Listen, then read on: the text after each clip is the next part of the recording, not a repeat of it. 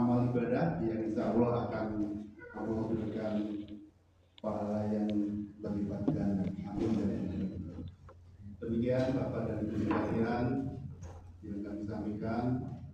Mohon maaf atas kekurangan. Wabillahi taufiq wal hidayah. Wassalamualaikum warahmatullahi wabarakatuh. Assalamualaikum warahmatullahi wabarakatuh.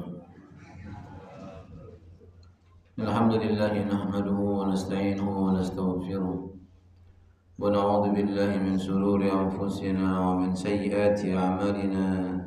Man yahdihillahu fala mudilla lahu wa man yudlilhu fala hadiya lahu.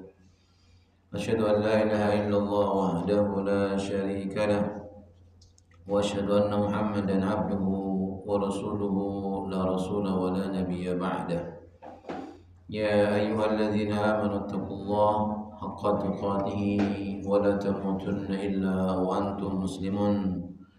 Ya ayyuhan nasu taqu rabbakum alladzi khalaqakum min nafsin wahidah wa khalaqa minha zawjaha wa batha minhuma rijalan katsiran wa nisaa. Wattaqullaha alladzi tasaaluna bihi wal arham innallaha kana 'alaykum raqiba. Ya ayyuhalladzina amanu taqullaha wa qulu qawlan sadida yuslih lakum a'malakum wa yaghfir lakum dhunubakum wa may yuti'illaha wa rasulahu faqad faza fawzan 'azima. Amma ba'du fa inna asdaqal hadithi kitabullah wa khairal huda huda Muhammadin sallallahu alaihi wa alihi wasallam wa syarrul umuri muhdatsatuha wa kullu muhdatsatin bid'ah wa kullu bid'atin dhalalah wa kullu dhalalatin finnar. Ikhwani fid din, azza Allah wa iyyakum ajmain. Jamaah salat subuh musalla al-amir yang semoga senantiasa dirahmati dimuliakan oleh Allah azza wa jalla. Kita bersyukur kepada Allah di pagi hari ini kita masih diberikan nikmat sehat oleh Allah azza wa jalla dan nikmat kesempatan untuk selalu menikmati indahnya dunia ini di sisa umur kita yang hingga hari ini kita masih merasakannya. Semoga sisa umur yang Allah berikan kita selalu di atas kebaikan. Karena seseorang yang sisa umurnya di atas kemaksiatan, maka hisabnya akan berat. Karena dia akan dihisab oleh Allah azza wa jalla dari mulai dosa-dosa yang lalu sampai dia kerjakan saat itu. Seseorang yang kemudian melakukan maksiat di masa lalu, kemudian di akhir kehidupannya sebelum mengakhiri hidup di dunia, dia melakukan banyak kebaikan, maka Allah azza wa jalla akan menghapuskan dosa-dosanya, maka hisabnya akan ringan di sisi Allah azza wa jalla. Ya, inilah yang kemudian Nabi sallallahu alaihi wasallam menyebutkan dalam hadis Al-Arba'in An-Nawawi, ya, al-birru husnul khuluqi wal ithmu ma haka fi nafsika wa karihta an yattali'a alaihi an-nas. Al-birru kebaikan, ya, husnul khuluqi akhlak yang baik, wal ithmu ma haka fi nafsika, sedangkan dosa apa-apa yang telah membuat hatimu menjadi hancur, menjadi rusak, menjadi bimbang. Jadi kalau kita merasakan kegelisahan dalam hati, ya, selalu tidak tenang dalam kehidupan, ya, selalu tidak tenang ketika kita bekerja, maka yakinkan pada diri kita bahwasanya dosalah yang menghinggapi hati kita. Tidak ada, ya, sesuatu yang bisa menghapuskan dosa kecuali bertobat kepada Allah. Di antara tobatnya apa? Beristighfar. Sebagaimana Allah azza wa jalla mengatakan, ya, faqultu astaghfiru rabbakum innahu kana ghaffara.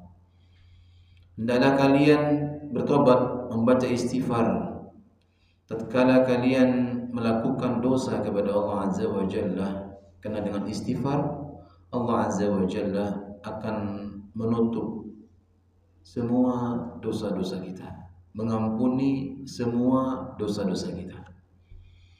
Maka jemaah kaum muslimin yang dirahmati Allah Azza wa Jalla, ya, dalam hadis yang lain disebutkan bahwasanya kebaikan yang kita kerjakan bisa menutupi dosa-dosa yang kita kerjakan.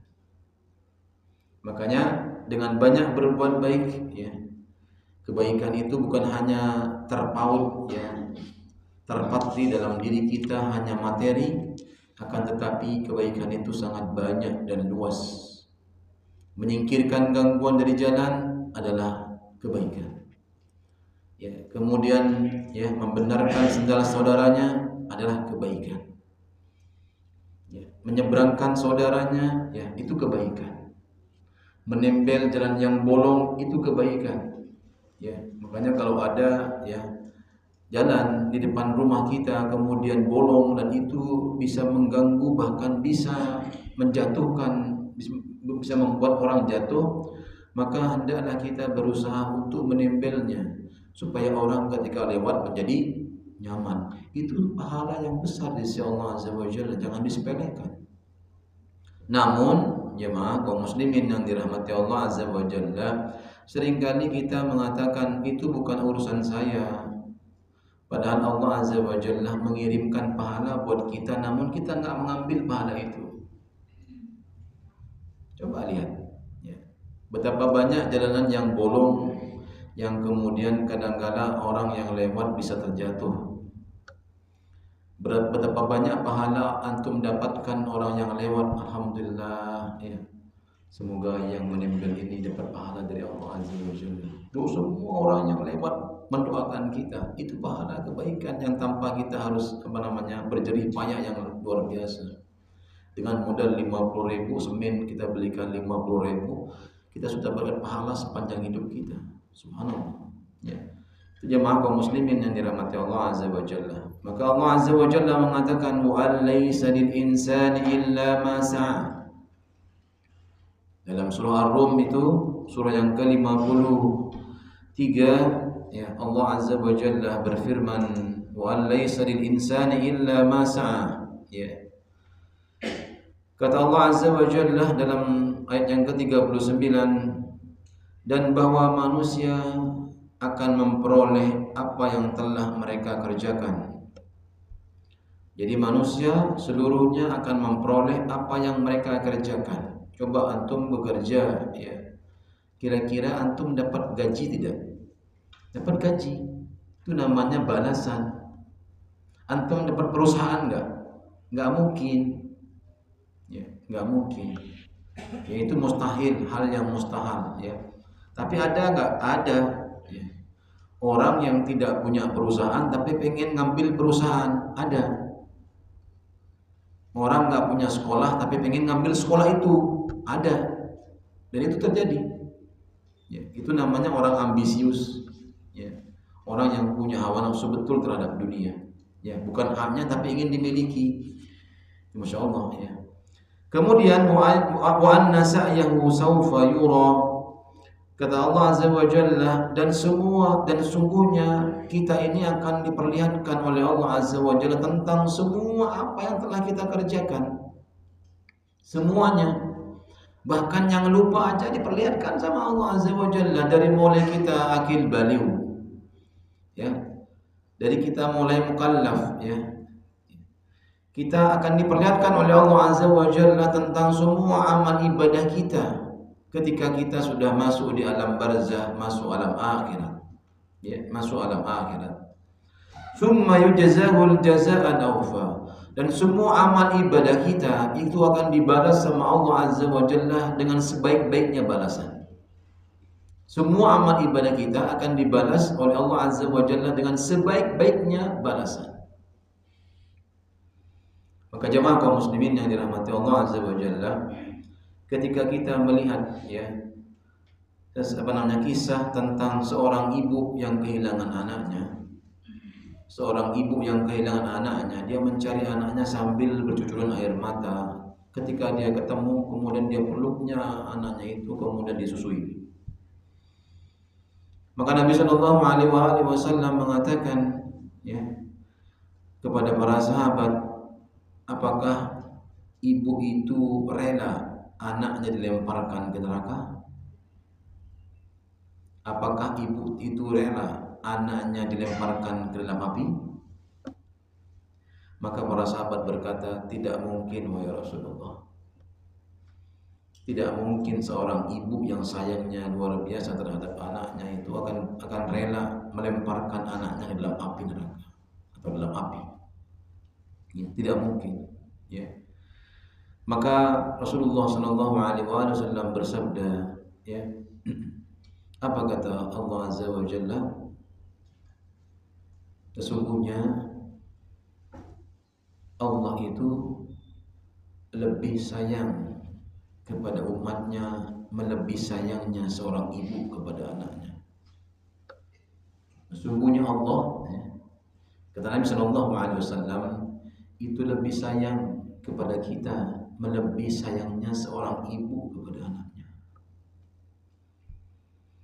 Maka jemaah kaum muslimin yang dirahmati Allah Azza wa Jalla, sampai-sampai Allah Azza wa Jalla pun tidak ingin mengatakan seseorang yang berdosa kepada Allah sebanyak apapun dosanya, ya, dengan kata-kata yang kotor, kata-kata yang kasar, kata-kata yang tidak baik untuk kita. Allah mengatakan, "Qul ya ibadiyalladzina asrafu ala anfusihim la taqnatu min rahmatillah."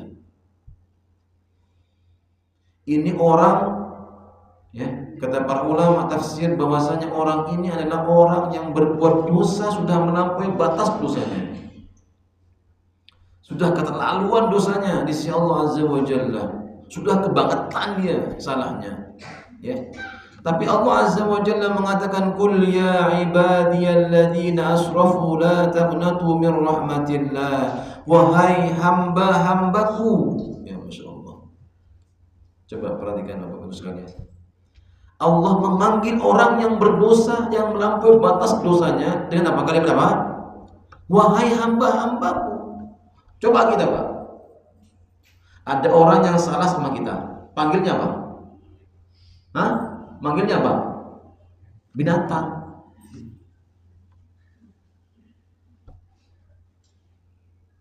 Iya, orang salah sama kita, ya. Taruhlah 3 kali dia salahnya sama kita. Manggilnya apa? Binatang panggilnya. Di antara binatang apa? Ada yang garu-garu, ada yang bunyi, lidahnya menjulur, ada apa? Yang ngomongin dia setan. Tidak pantas nggak seorang yang diberikan akal dikatakan setan? Berarti bapaknya ibunya siapa? Setan. Ketika seseorang mengatakan di orang itu setan, berarti apa? Orang tuanya apa? Yang melahirkan siapa? Kedua orang tuanya. Tanpa dia sadari dia telah melakukan dosa besar. Berdosa sama orang itu, berdosa sama kedua orang tuanya. Kenapa? Karena saking dendamnya kita sama orang itu. Saking kesalnya kita sama dia. Masya Allah, sekesal apapun Allah sama kita, Pak. Tidak pernah Allah memanggil hambanya itu dengan wahai ahli maksiat. Tidak ada. Tapi Allah Azza wa Jalla mengatakan, "Qul ya ibadiyalladzina asrafu." Ya, wahai hamba-hambaku yang telah melampaui batas dosanya. Yang sudah kebangetan banget dia. Kalau orang lu nggak ada maaf bagimu sudah. Tapi Allah dengan lembutnya mengatakan, "Qul ya ibadiyalladzina asrafu," wahai hamba-hambaku, jangan kau putus asa dengan rahmatku, kata Allah Azza wa Jalla. Karena rahmatku sangat luas. Padahal cuma satu Allah berikan di dunia rahmatnya. Inilah yang kemudian dikatakan sama Nabi dalam Al-Arba'in, ad-dinun nasihat. Agama ini nasihat. Agama ini apa? Nasihat. Ya. Maka pagi hari ini sering kali kita menyaksikan bahwasanya orang-orang ya, tidak mungkin nasihat itu muncul datang kepada orang-orang yang baik. Pasti nasihat itu muncul kepada siapa? Orang-orang yang selalu melakukan maksiat kepada Allah Azza wa Jalla, kepada manusia, kepada Rasulnya, kepada kitabnya, pemimpin kaum muslimin dan seluruh kaum muslimin.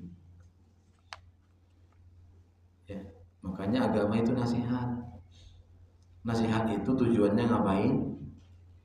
Saya mau tanya sama antum, kalau antum salah, antum nasihatnya atau untuk omelin? Antum nasihatin atau omelin? Jujur aja dulu. Omelin. Diomelin dulu baru dilus-lus. Ya, yang masuk yang mana? Yang masuk yang mana? Yang diomelinnya. Akhirnya dia mengklaim kita apa? Orang tua yang suka marah. Padahal tujuannya apa tujuannya? Nasihat. Gak sampai nasihatnya, yang sampai apanya?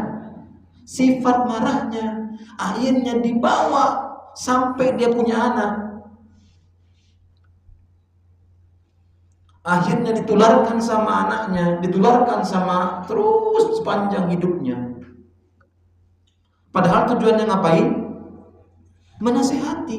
Tujuannya supaya anak itu berubah sifatnya yang tidak baik menjadi baik. Yang tadinya nggak sholat, kalau sholat sering dinasihatin, yang bangunin terus supaya dia apa? Sadar bahwa dirinya apa? Kewajibannya sholat. Ya, ini bisa dibayangkan lah. Padahal semua orang punya tujuan yang sama, menasihati supaya dia berubah. Mas, kalau naik motor yang pelan. Tapi Pak, Bapak Ibu sekalian, kalau di jalan itu Masya Allah yang muncul emosinya marah dulu. Coba mulai hari ini kita belajar, ketika diserempet, antum jangan ngomel. Bisa enggak? Bisa enggak? Terutama sama ibu-ibu, sen kanan belok kiri. Ini ibu sen kanan belok kiri. Ibunya cuek bebek, nggak ngerti antum diomelin, antum ngedumel sepanjang jalan. Bahkan antum ceritain, coba aduh ibu-ibu tadi itu hampir setabrak. Kemarin qadarullah ada teman anak Ustaz Husain itu mengisi kajian subuh, tabrakan dia, nabrak bapak-bapak. Ya, bapaknya cuek bebek nyebrang baik, nggak ngeliat orang ada motor dia kenceng kan. Aduh, ya sudah, Bangkalan 3 itu pingsan beliau sampai muntah. Kencang, NMAX bawahnya, hantam tengah-tengah. Bapaknya orang mana gitu, Cirebon atau mana. Akhirnya dibawa pulang, diantar. Bapaknya pingsan, dia juga pingsan. Ya, itulah ya, kadang-kadang kita ini apa ya, salah tapi tidak ingin aku salah. Ada orang yang nyerempet, dia malah Masya Allah. Memang ada nggak sih hukumnya kalau motor yang nyerempet yang salah mobilnya? Ada nggak dalilnya, Pak? Ada nggak? Coba Anda tanya dulu deh, Matum. Ada nggak dalilnya bahwa yang nyerempet motor tapi yang salah mobil? Ada dalilnya, ada nggak? Nggak ada kan? Yang nyerempetnya salah. Mau dia gede, mau kecil, masa yang gede suruh ngalah sama yang kecil? Itu prinsip yang bukan dalam motor. Yang gede, ya, menyayangi yang kecil, iya, dalam Islam ada. Yang kecil apa? Menghormati yang besar. Ya. Tapi sebaliknya, yang nyerempet motor yang marahnya yang punya motor. Nah itu masalah itu. Ya. Ini dosa tidak dosa gitu loh. Agar dosanya tidak diekspos gitu maksudnya, ya. Supaya dia tidak diklaim sebagai orang salah, dia teriak dosa dulu. Dan kita itu sering terpancing. Biasanya ibu-ibu yang suka begitu. Ya, bapaknya sabar, emaknya yang buat kaca. Suka begitu tuh kadang-kadang. Makanya mama itu sabar. Ya. Jangan masalah rumahnya dibawa ke jalan, ribet urusannya. Nah ini nih masalah. Makanya apa? Muncullah namanya nasihat. Jadi nasihat itu muncul tujuannya ngapain? Perhatikan tujuannya dulu. Apa? Untuk mendapatkan hasil yang baik. Kalau ada orang dinasihatin dengan kemarahan, itu bukan apa? Bukan cara untuk mendapatkan kebaikan. Tidak. Ya. Maka jemaah kaum muslimin yang dirahmati Allah Azza wa Jalla, ya. Hendaklah kita menyadarkan diri kita bahwasanya tidak ada manusia yang kemudian sempurna dalam kehidupan. Pasti punya kurang dan salah. Maka di pagi hari ini saya sampaikan 3 amalan yang ringan tapi sangat besar timbangannya, sangat berat timbangannya di sisi Allah Azza wa Jalla. Dan kalimat ini sering kita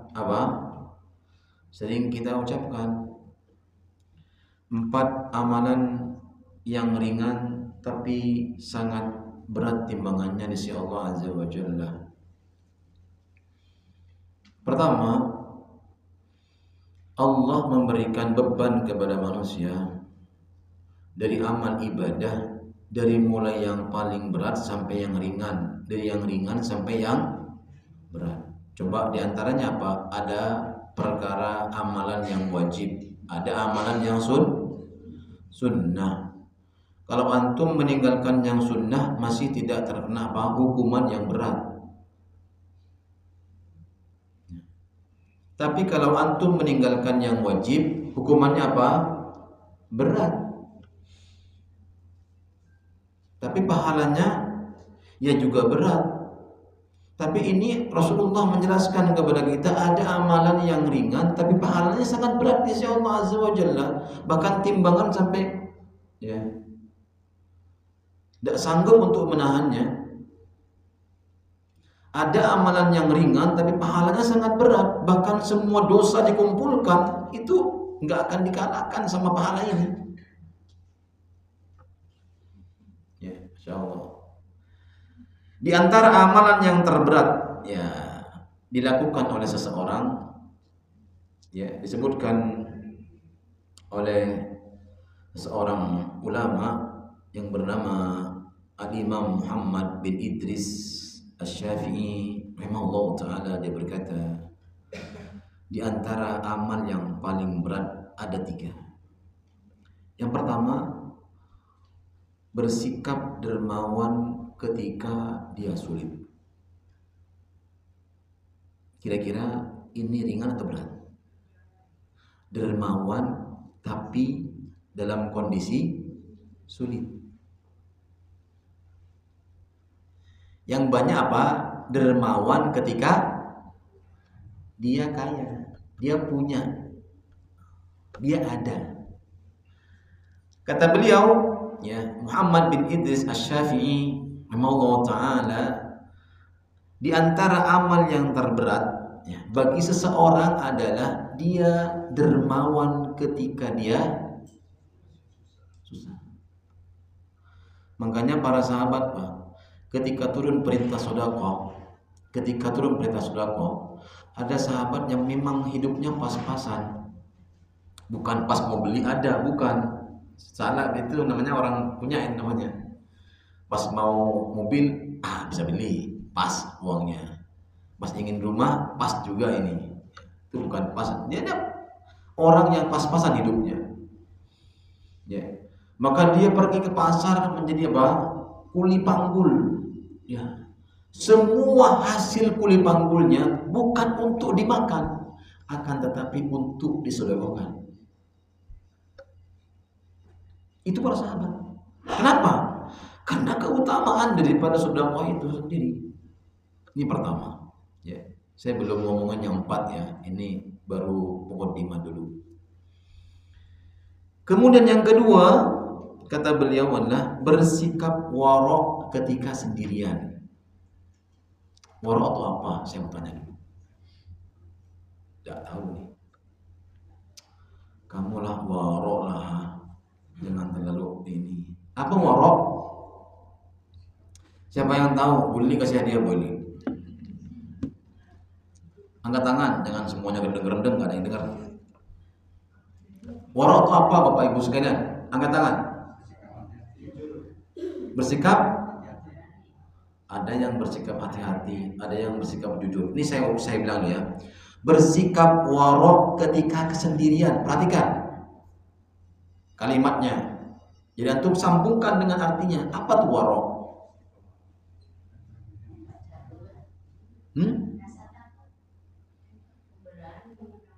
Berani yuk.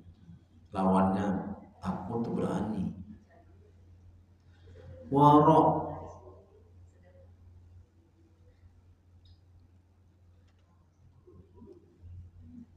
apa? Merasa apa? Diawasi sama Allah dimanapun kita berada, mau sendiri atau tidak.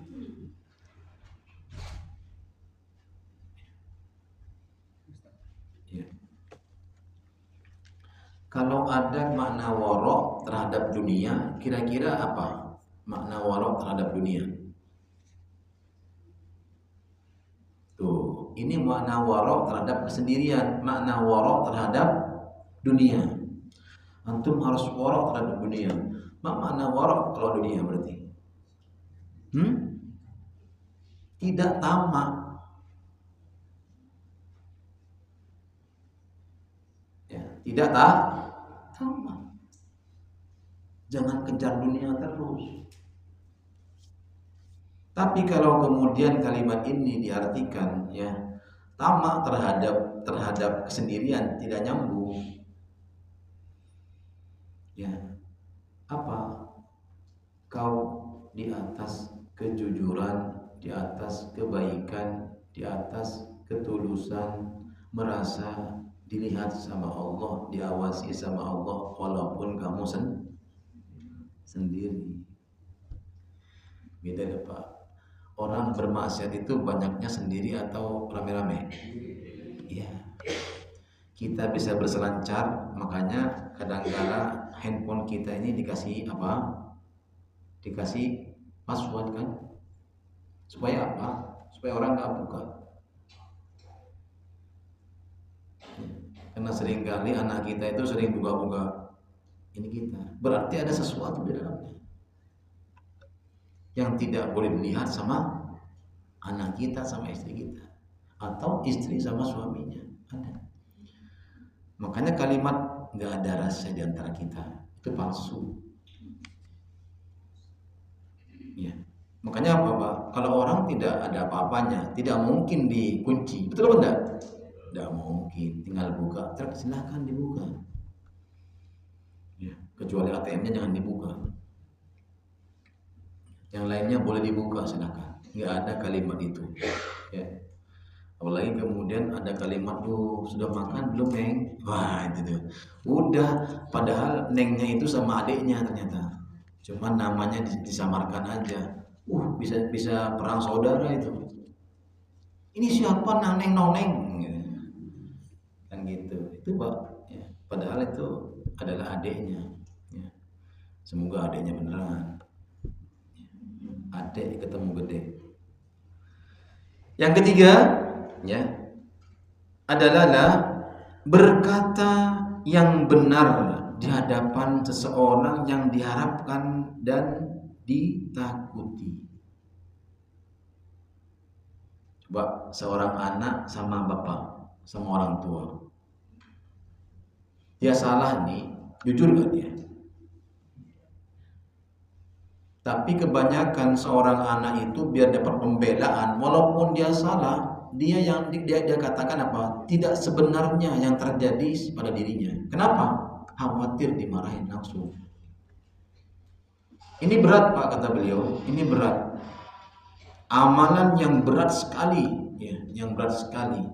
Orang yang jujur, ya, ketika dia bersalah dia jujur, mohon maaf ya Pak, saya yang salah. Coba pertikaian yang harusnya terjadi, pertikaian ketika dia sudah berhadapan-hadapan, semuanya minta maaf, kami dari kelompok ini minta maaf. Semua klaster, ini misalnya CKP kepada warga sekitar minta maaf yang sebesar-besarnya karena kami telah melakukan kesalahan. Kira-kira orang CKP yang mau marah-marah, orang-orang kampung yang ingin marah-marah sama ibu di luar CKP, kira-kira jadi nggak marahnya? Nggak jadi Pak, semarah apapun walaupun dia bawa celurit, kecuali memang ada biangnya sengaja kompornya. Kalau murni itu adalah karena kemarahan, karena keselnya, itu nggak akan terjadi. Coba dengan kalimat hanya minta maaf saja Pak, Masya Allah, semuanya akan selesai. Semarah apapun antum, sebesar apapun salahnya seorang anak, ketika dia datang assalamualaikum langsung cium tangan, langsung nangis minta maaf, gak akan jadi antum marahin. Masalahnya anak itu ketika ditanya cangak, tahu cangak, melawan, itu masalah. Makanya jemaah kaum muslimin yang dirahmati Allah Azza wa Jalla, tapi Allah walaupun digituin sama kita Pak, Allah Maha Pemaaf. Inna Allah yaghfiru dzunuba jami'a. Allah itu mengampuni semua dosa sebesar apapun dosanya, tapi jangan sepelekan. Jemaah kaum muslimin yang dirahmati Allah Azza wa Jalla, kita masuk kepada 4 amalan yang ringan berat timbangannya di sisi Allah Azza wa Jalla. Yang pertama, kata seorang ulama, hunaka amalun shalihatun, ya, al-qadnu yabtawi an yakun harisan 'alaiha. Ya, ada beberapa amalan, ya, amalan salih yang sebaiknya diamalkan dengan semangat oleh orang yang cerdas. Harisan itu adalah orang yang cerdas. Ya a'malun yusqalu biha mizanul hasanat, ya, yaitu amalan yang berat timbangan kebaikannya di sisi Allah Azza wa Jalla. Ia mansyuratun fi nususil kitab was sunnah. Amal-amal ini sudah banyak dituliskan dalam Alkitab, Al-Quran dan sunnah-sunnah Nabi sallallahu alaihi hadis-hadis Nabi sallallahu alaihi wasallam. Ya, wallabithu dzakirul haris, ya, kata beliau adalah, ya, orang yang cerdas, orang yang cermat, orang yang cerdas, orang yang antusias, ya, yabtawi alaihi ay yatatabba'aha au yutabbiquha. Kata beliau adalah semestinya menelaah dan menerapkan semua amalan itu dalam kehidupannya, ya. Kama fil Bukhari masalan, ya, sebagaimana dikatakan oleh Imam Al-Bukhari. Apa kalimatnya? Yang sering tahlilan pasti hafal. Yang sering baca tahlilan pasti hafal. Apa? Kalimatani khafifatani 'alal lisan. Terus saqilatani fil mizan. Terus habibatani ilar rahman. Subhanallah wa bihamdih. Subhanallahil azim. Inilah yang sering dibaca. Ya, Ustaz hafal, ya saya dulu pelakunya. Ketika saya masih SD, sering diajak sama bapak saya untuk melakukan tahlilan. Saya sampai hafal. Nggak pernah diajarin sama guru-guru saya gitu. Tapi saya hafal karena sering duduk mendengar, pulang-pulang dapat berkat. Udah selesai, namanya anak kecil. Basic.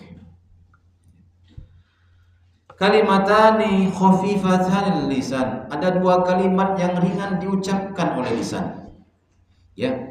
Thaqilatani fil mizan, sangat berat timbangannya, ya, sangat berat timbangannya di sisi Allah Azza wa Jalla. Habibatani lir-Rahman, sangat dicintai oleh Allah Azza wa Jalla Ar-Rahman, ya, sangat dicintai oleh Allah. Apa itu? Subhanallah wa bihamdi, subhanallahil azim. Coba saya mau tanya sama Bapak, ini zikir kita tidak? Zikir kita. Zikir ba'da salat, mengucapkan subhanallah, subhanallah, subhanallah. Betul atau tidak? Iya. Tapi Masya Allah, tidak semua orang yang bisa melafalkan ini walaupun dia sudah hafal. Saya ulang sekali lagi. Tidak semua orang bisa mengucapkan, bisa melafalkan, bisa mengistiqomahkan ucapan subhanallah ini dalam ketika selesai sholat terutama. Makanya banyak orang habis sholat ngapain? Allahumma lantas jalan. Ya, Assalamualaikum, Assalamualaikum, roboh handphonenya, langsung pergi dia. Apalagi handphonenya saat sholat bunyi, udah langkah 1000 tuh, Assalamualaikum langsung balik dia. Bahkan ada jemaah yang handphonenya bunyi, handphonenya taruh di bawah, lagi berdiri nih, lagi imam baca Quran, diambil sama dia. Coba gimana khusyuknya, coba sama Allah. Ini ada kejadian sepekan yang lalu, bahkan saya sebelahnya nomor 2 lah, setelah orang, saya sebelahnya persis. Handphonenya dibunyi di bawah, dia ambil, dia duduk. Lagi sholat, coba bayangin. Masya Allah. Keren banget gak? Keren banget. Asli. Udah habis sholat bukan astagfirullah, enggak, langsung Allahumma lantas jalan. Langsung keluar dari majelis, pergi dia. Ini Bang. Coba lihat. Apalagi anak-anak sekarang, Masya Allah, yang mau sholat ribut, habis sholat juga ribut. Tapi ada ya, Masya Allah ya, ada bapak-bapak Masya Allah sampai nggak sempat untuk zikir, mengucapkan astagfirullah aja nggak sempat. Dia khawatir kena macet ketika kerja. Ada tuh Bang. Jadi lebih khawatir terhadap macet ketimbang dapat pahala yang besar.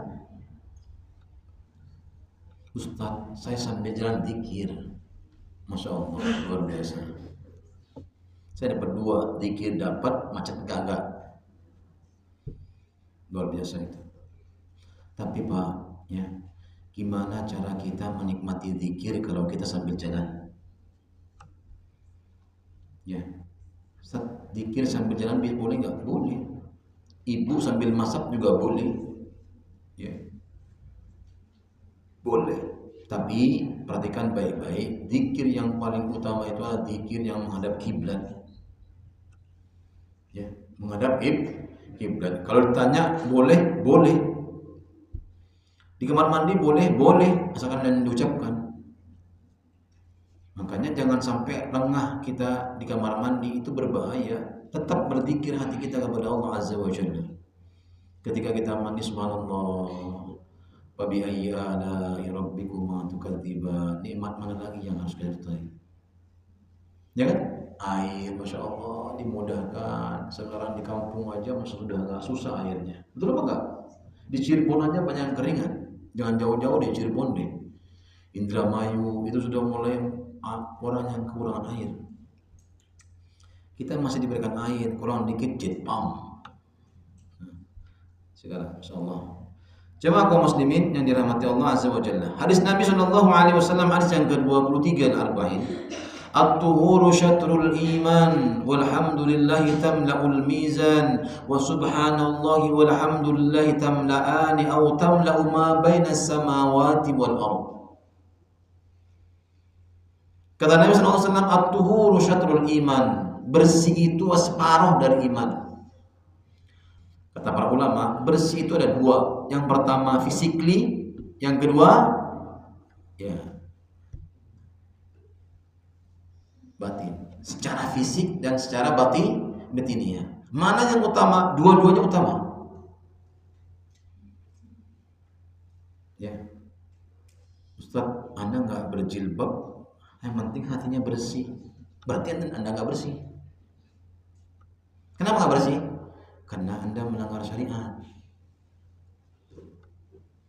Makanya yang diharapkan di sini apa? At-tuhuru syatrul iman, bersih dalam jiwa, bersih dalam fisik.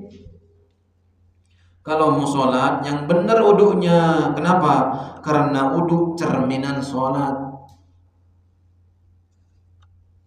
Kalau orang wudunya nggak benar, cerminan sholatnya nggak benar. Allah tidak akan terima sholatnya.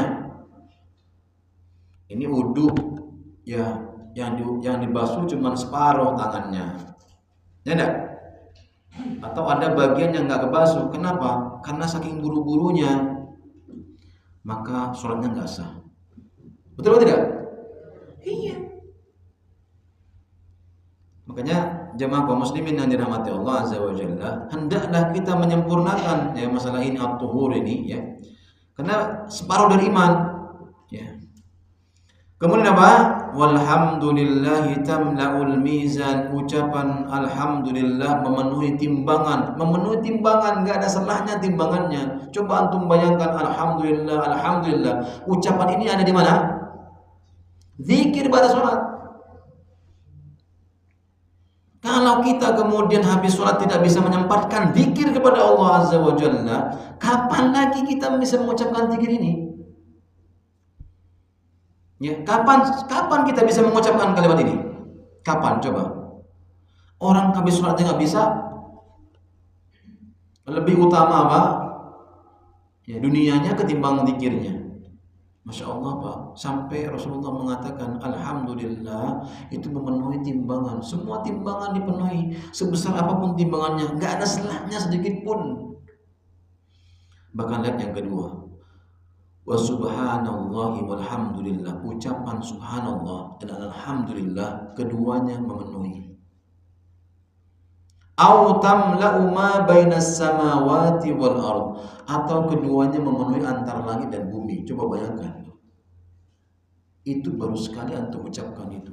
Bagaimana kalau antum sering mendawamkan, mengistiqomahkan dalam kehidupan sehari-hari? Subhanallah. Bukan hanya habis sholat saja antum mengucapkan ini. Masya Allah.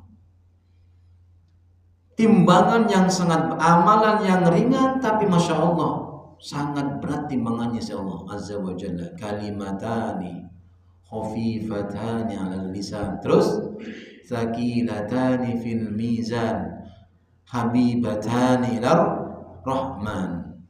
Dua kalimat yang ringan diucapkan.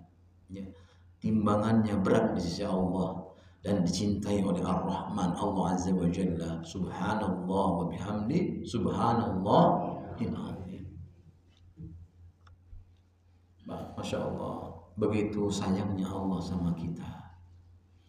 Saya mau tanya, berapa menit antum baca subhanallah, alhamdulillah, Allahu Akbar? Berapa menit? Berapa menit? 33. Sampai ke 10 menit? Nggak nyampe.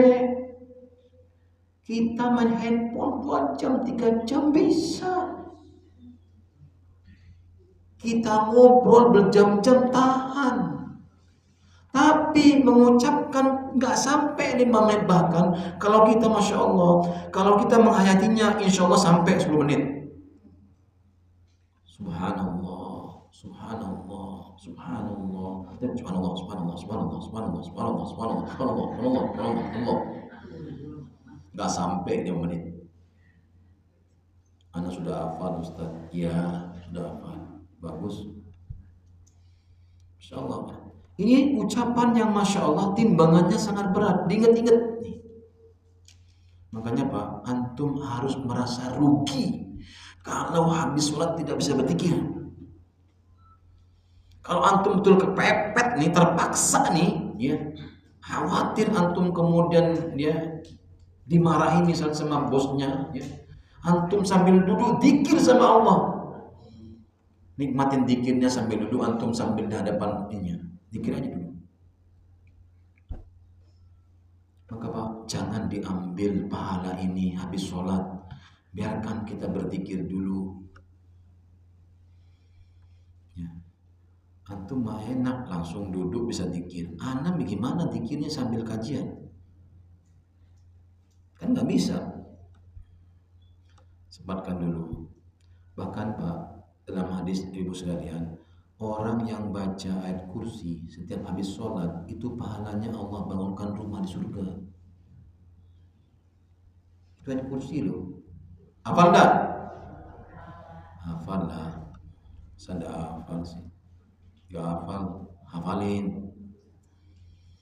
Ya, Masya Allah Pak, pahalanya besar. Nisya Allah Azza wa Jalla, enggak main-main. Ya, ini ya saya nggak sebutkan semua hadisnya, di sini masih banyak ini ya. Was-salatu nurun was-sadaqatu burhanun was-sabru diya'un wal qur'anu hujjatun laka aw 'alaika kullun nasi yaghdu babayun nafsahu famu'tiquha aw mubiquha. Yang terakhir aja dulu, terakhir. Kullun nas, kata Nabi SAW, setiap manusia keluar di waktu pagi. Ngapain? Ya, jogging. Ngapain? Enggak, bukan jogging. Ya, untuk menjual dirinya. Kata Nabi SAW, kullun nasi yaghdu babai'un nafsahu, menjual dirinya. Semua manusia, laki-laki, perempuan, semuanya, kata Nabi, menjual dirinya di waktu pagi dia. Ada yang jualannya mendapatkan rahmat dari Allah, ada yang jualannya mendapatkan laknat dari Allah. Paham di sini? Bukan orang yang jajahin diri, bukan kupu malam, bukan. Ya, semua manusia setiap paginya keluar dari rumah, ada menjual dirinya, ada yang menyelamatkan dirinya, ada yang membinasakannya. Apa yang menyelamatkan dirinya? Amal soleh di atas apa? Ridho Allah Azza wa Jalla. Sebaliknya apa? Orang yang menggunakan setelah paginya datang untuk bermaksiat kepada Allah, maka dia telah menjerumuskan dirinya kepada apa? Kebinasaan. Maka manfaatkan habis subuh, jangan lepas untuk berzikir. Kalau bisa pagi petangnya diamalkan, dihafalkan. Ya. Kira-kira kalau sering baca hafal enggak? Hafal enggak?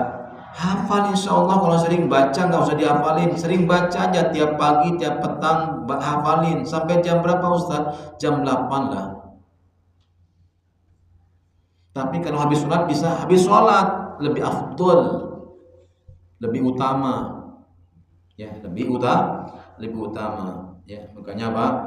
Bapak Ibu sekalian yang dirahmati Allah Azza wa Jalla, jangan menyepelekan zikir kepada Allah Azza wa Jalla. Lihat, ikan itu butuh air enggak butuh ikan. Hati butuh zikir, tapi zikir enggak butuh sama hati. Hati yang butuh zikir.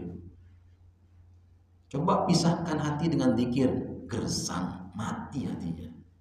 Coba pisahkan air dengan ikan, mati ikannya, air tetap jalan. Ya Pak, jamaah kaum muslimin yang dirahmati Allah SWT, tetaplah berzikir dimanapun kita berada. Berarti apa? Kita telah menjual diri kita untuk surga Allah SWT. Nah, kita ini tiap hari menjual dirinya untuk surga atau neraka, tergantung jawabannya masing-masing. Saya nggak mau jawab.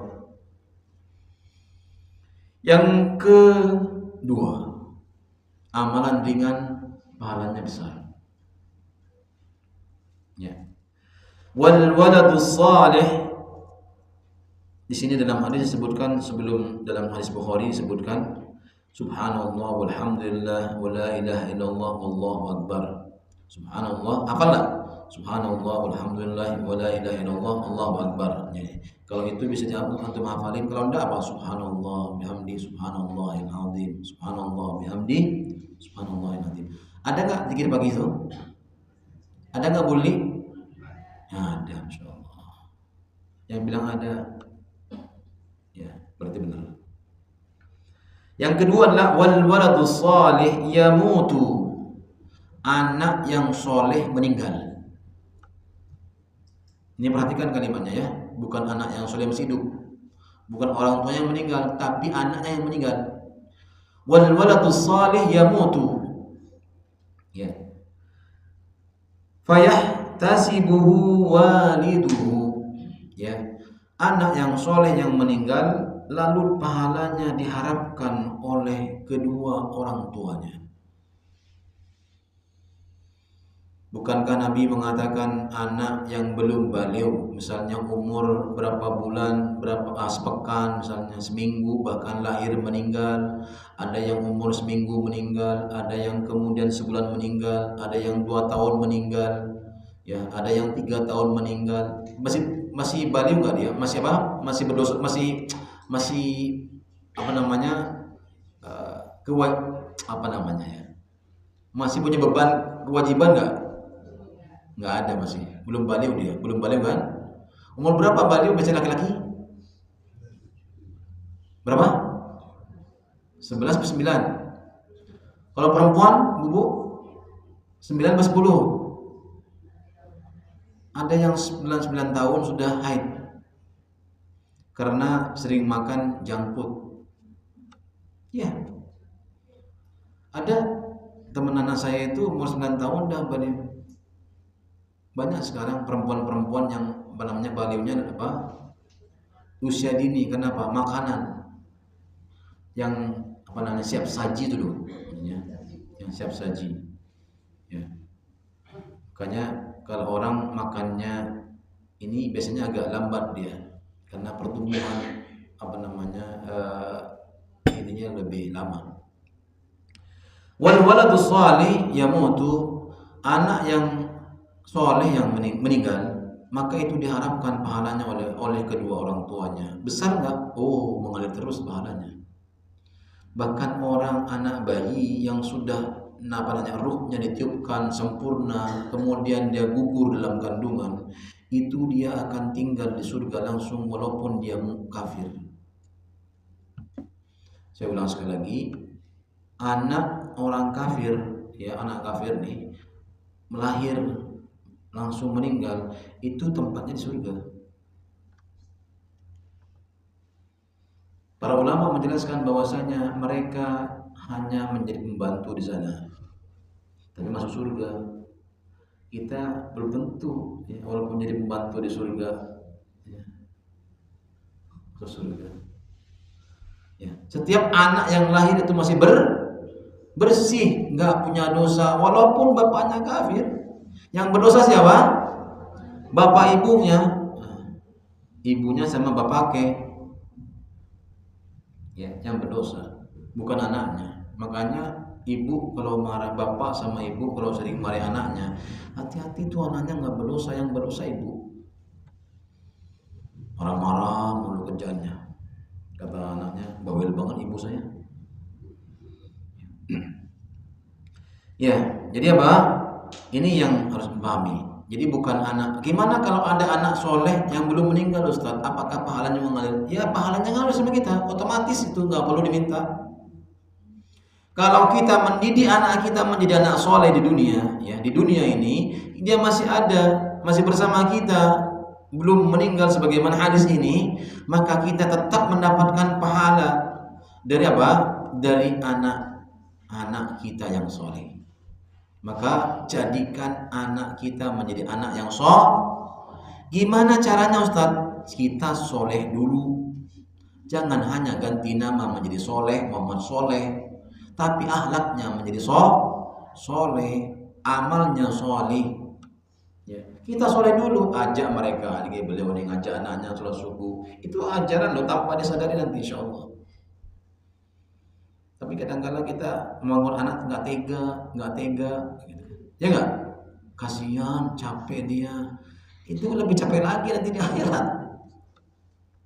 Kita lebih capek lagi mendidiknya. Coba lihat ibu sekalian, sampai saya mendengarkan kisah seorang anak yang kemudian memiliki kebutuhan khusus tuh, anak yang ABK namanya, anak berkebutuhan khusus tuh, masya Allah, yang bahkan ngomongnya cadil.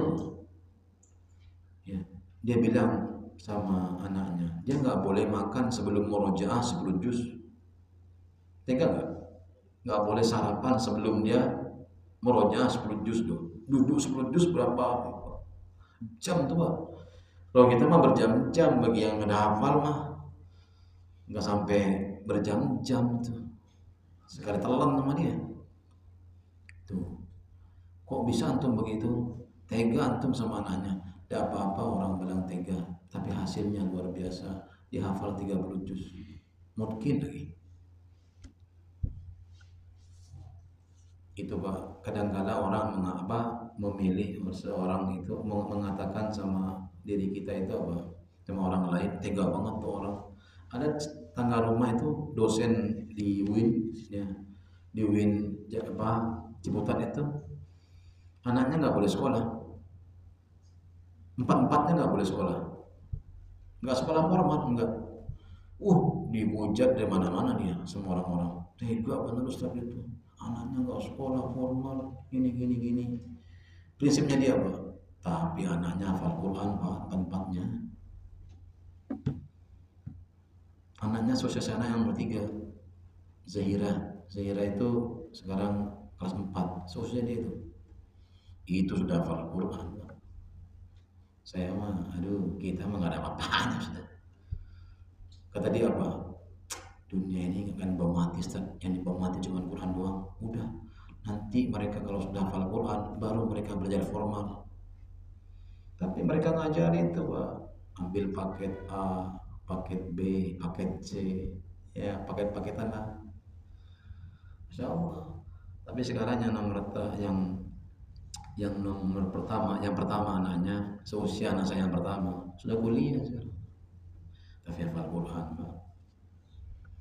Gak bangga antum punya anak 4-empatnya hafal Quran. Aduh, itu mendidiknya. Antum tahu nggak bangun jam berapa? Jam 2. Ada yang bangun jam 2 sini nggak tahu? Jam 2, bukan siang, pagi. Itu 4-empatnya dari mulai TK semua udah jam 2. Kalau Ramadan Pak, Ramadan nih wajib jam 1 dia bangun. Pulang dari masjid jam 8. Dia istirahat. Jam 12 harus masjid. Kalau nggak ada abinya, umminya yang nemenin. Luar biasa itu keluarga. Keren. Masya Allah. Hidupnya bak ngontrak di rumahnya. Tidak apa-apa ngontrak di dunia, tapi jangan ngontrak di akhirat. Ya, saya iri sama dia, bener, iri betul. Itu kalau malam bahkan sebelah rumah itu, aduh Masya Allah ngaji kencang-kencang tuh, ya Allah ini semua sama tuh, kembar 2, yang terakhir tuh kembar, perempuan laki-laki, perempuan, kembar yang terakhir, yang 3 sama 4-nya kembar. Itu Pak, Masya Allah, akur bener, nggak ada tidur pagi, walaupun jam 1 bangun kita. Habis tahajud, tahanyut. Gak boleh Pak, gak boleh. Gimana sistemnya? Luar biasa dia. Nah, boleh main dulu. Dia lari di lapangan tuh, main berdua sama adiknya itu, kakak beradik main tuh. Bawa puzzle, bawa apa, ngerjain matematika, bahasa Inggris dia pelajarin, bahasa Arab dia pelajarin. Udah berapa menit kemudian main selesai, ngaji lagi dia duduk. Selesai ngaji, main lagi dia. Insya Allah 30 juz Itu bimbingan kedua orang tuanya. Kalau antum pesantren beda lagi lah. Yang capek orang pesantren, bukan antum. Capeknya duit doang antum. Baik, nomor 3. Ya. Apa sih nomor 3? Ma min syai'in athqalu fil mizanil abdi min khuluqin hasanin. Yang ketiga adalah tidak ada timbangan yang paling berat timbangannya di mizan Allah Azza wa Jalla kecuali akhlak yang baik. Makanya akhlak yang baik itu apa saja? Banyak. Seperti kita bergaul, bertutur kata, berselancar di dunia maya, sama keluarga, suami sama istri, istri sama suami. Itu hal yang paling utama. Bagaimana seorang suami santun sama istrinya, bagaimana seorang istri santun sama siapa? Sama suaminya. Lihat Bapak Ibu sekalian, ada seorang ditanya sama Nabi Sallallahu Alaihi Wasallam, ada orang yang sangat dermawan, kaya, cantik, ya Allah, tapi suka nyakiti. Apakah bisa masuk surga? Tidak, kata Nabi. Secantik dan sebanyak apapun amalnya, sholatnya bagus, ya tahajudnya nggak pada tinggal, puasanya Senin Kamisnya, puasa Daudnya, masya Allah, nggak pada tinggalin. Tapi suka nyakitin saudaranya, tetangganya, orang yang dekat dengannya bahkan, maka Allah tidaklah, orang itu tidak pantas masuk surga, kata Rasulullah. Hati-hati. Makanya dibilang timbangannya sangat berat di sisi Allah Azza wa Jalla. Namun amal ini termasuk amalan yang ringan. Seperti tadi kita katakan, antum ingin nasihatin orang tapi marah dulu. Nyampe enggak? Kagak. Coba Allah punya sifat begitu, habis kita semuanya, tenggelam semua dalam kuburan, bergelimpangan mayat-mayat, Pak. Benar, Pak. Orang yang bermaksiat ini habisin sama Allah. Habis kita nggak ada hidup jadi. Tapi Pak, masya Allah, ya. Sampai-sampai binatang-binatang itu, Pak, ya, binatang-binatang itu, ya, melihat kita itu, masya Allah, bumi aja melihat kita gergetan, Pak. Dikasih nikmat, dikasih rumah, dikasih fasilitas, kerjaan ada, anak bagus-bagus, istri, masya Allah, kerjaan, masya Allah, luar biasa, gajinya besar. Ini suruh sholat aja susah. Nah ini yang pertama. Husnul khuluq, akhlaknya kepada Allah, ya, akhlaknya kepada Allah. Lihat, saya sampaikan hadis Nabi sallallahu alaihi wasallam, "Ma min syai'in azqalu fil mizanil mu'min yaumal qiyamah min khuluqin hasanin. Wa inna Allaha la yabghadul fahishal badi." Ya. Kata Nabi Shallallahu Alaihi Wasallam, tidak ada suatu pun yang lebih berat dalam timbangan seseorang mukmin, ya, selain akhlak yang mulia, akhlak yang baik. Sungguh Allah Azza wa Jalla murka kepada orang-orang yang berkata keji dan kotor. Saya ulang sekali lagi, sungguh Allah Azza wa Jalla murka sama orang-orang yang suka berkata keji dan kotor. Ini perhatikan. Makanya apa? Seringkali kita ngomong itu binatang mulu, binatang baik. Padahal binatang nggak pernah menyebut dirinya. Coba bilang, Pak, benar nggak binatang? Saya monyet, nggak pernah bilang saya ini monyet. Pernah nggak antum ke Ragunan misalnya ada monyet di mana aja, bilang, saya ini monyet. Yang ngomongin itu malah manusia yang punya akal, yang tahu bahwa monyet seperti itu. Kenapa kok orang ini bisa monyet, Pak? Saya mau tanya, mengapa orang ini dinisbatkan sama monyet? Karena orang suka rakus.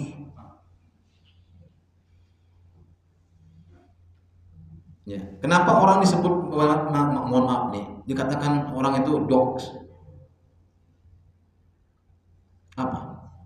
Karena sifat-sifat yang dimilikinya. Makanya apa? Jamaah kaum muslimin yang dirahmati Allah Azza wa Jalla, walaupun kita ini salah, nasihat itu tidak boleh begitu. Dilarang sama Allah. Ya. Kemudian yang kedua, Ma min syai'in yudha fil mizan azqulu min husnil khuluq.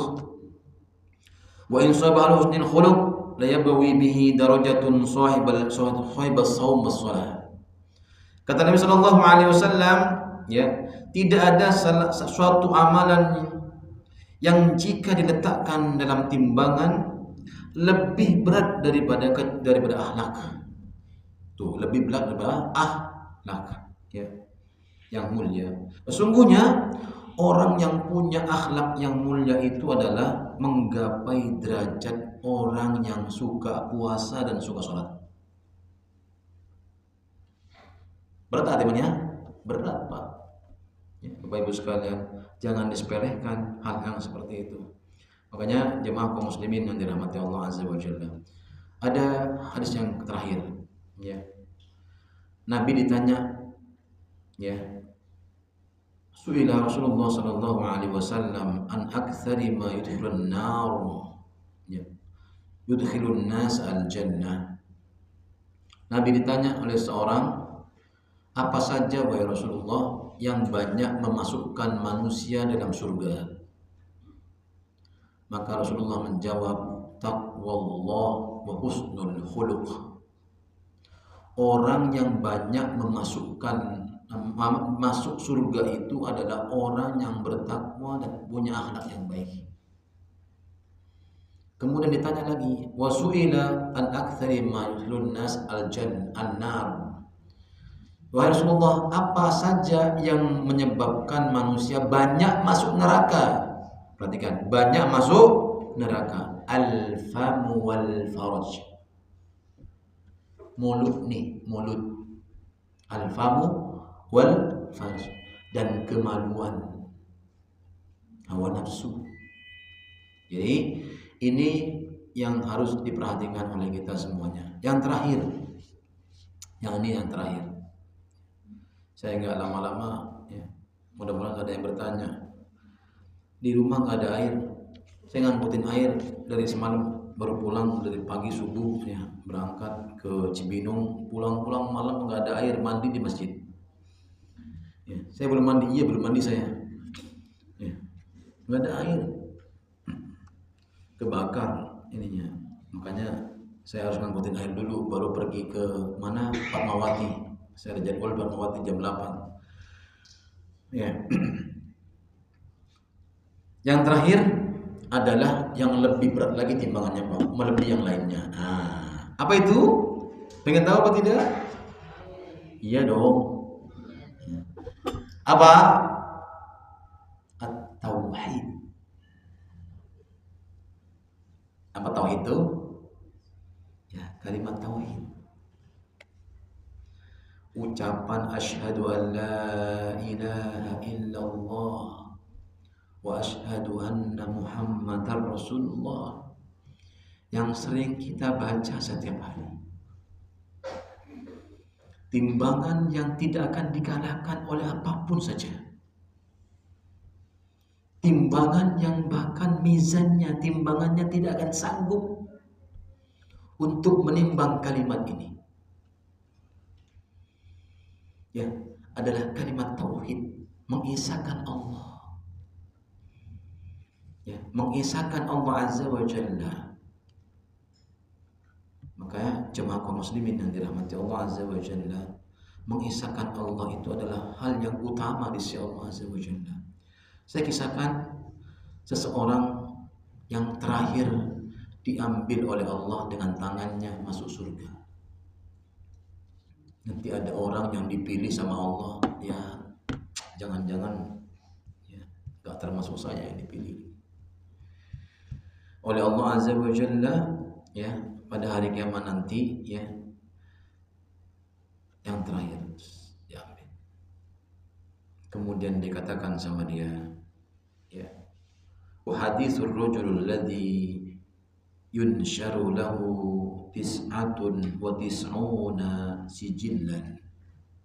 Kata Nabi sallallahu alaihi wasallam, ketika laki-laki diangkat dari neraka oleh Allah Azza wa Jalla, kemudian diperlihatkan dosanya 99 ember Jangan bilang ember. Ini ember beneran. Ya, ember. Satu embernya Pak, ya lebarnya sejauh mata memandang, tingginya antara langit dan bumi. Itu satu dosa. Dia punya 99. Bisa antum bayangkan, satu ember aja kita pikul, mati kita. Ini orang yang terakhir diangkat sama Allah dengan rahmatnya. Kemudian Allah berkata kepadanya, apakah engkau mengakui semua dosa-dosamu ini yang banyak? 99 ember ini, wahai fulan. Kata dia, ya Allah, ini semua dosaku yang kukerjakan selama ini di dunia. Laki-laki ini tidak mungkin dosanya. Dia jujur sama Allah. Betul ya Allah, ini semua dosaku. Kemudian Allah mengatakan kepadanya yang kedua, apakah malaikat-malaikatku, terutama pencatat mungkin raqib dan atid yang mencatat amal-amalmu telah salah kepadamu dalam mencatat? Ya. Apakah raqib atid salah mencatatnya? Ternyata baik itu salah. Ada nggak begitu? Di dunia ada. Malaikat Allah nggak salah nyatatnya. Nggak mungkin yang salah jadi benar. Di sini ada. Salah jadi benar. Benar jadi salah. Ya, bahkan dibela lagi. Ya. Kata laki-laki ini, wahai Allah, apa yang dicatat semua malaikat-malaikatmu, tidak ada yang salah sedikit pun. Semua itu benar. Akhirnya Allah mengatakan, timbanglah amal ini. Dosa dia 99 ember. Allah mengeluarkan kartu. Ya. Tahu kartu kan Pak? Ya. Besarnya seapa sih besarnya? Ya seginilah ya. Kartu KTP kita. Ada nama kita, tanggal lahir, di mana kita tinggal, ya enggak? Ya, Indonesia misalnya, Indonesia banget. Ternyata kartu yang dikeluarkan sama Allah, tulisannya apa? La ilaha illallah. Ditimbang dosanya, ditaruh sebelah kirinya, kartu yang tulisannya la ilaha illallah dikeluarkan sama Allah, ditaruh timbangan sebelah kanan, ditimbang dosanya. Ternyata kartu yang kecil yang tulisannya kalimat la ilaha illallah bisa mengalahkan timbangan dosa 99 ember. Makanya dikatakan ini amalan yang ringan sebenarnya. Namun tidak semua orang bisa mengambil bagian. Contohnya apa? Banyak orang yang sholat masih berbuat fahsya wal munkar. Banyak nggak? Suka berkata keji dan kotor, ya enggak? Sholat tapi Pak Haji nih. Kata orang Pak Haji.